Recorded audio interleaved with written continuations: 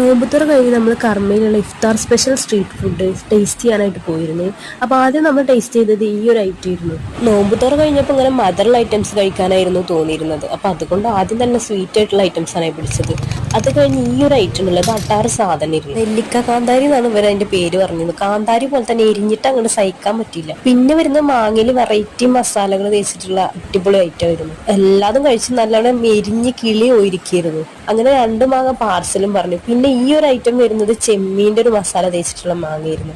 അതും കഴിച്ചു. പിന്നെ എഗ്ഗ് കുൽഫിയും കൂടെ കഴിച്ചു. പിന്നെ നമ്മള് സ്വീറ്റ് കോൺ ആണ് കഴിച്ചത്. അതും 2 തരം മസാല തേച്ചിട്ട് ബട്ടറൊക്കെ സ്പ്രെഡ് ചെയ്തിട്ടാണ് ഇത് തരുന്നത്. പിന്നെ കണ്ണൂർ കച്ച് എന്ന് പറയുന്ന ഈ ഒരു ഐറ്റം ട്രൈ ചെയ്തേ, അതും അടിപൊളിയായിരുന്നു. പിന്നെ അത് കഴിഞ്ഞ് നമ്മളൊരു ഫുൾ ജാർ സോഡ അങ്ങോട്ട് പറഞ്ഞു, അതും കുടിച്ചു.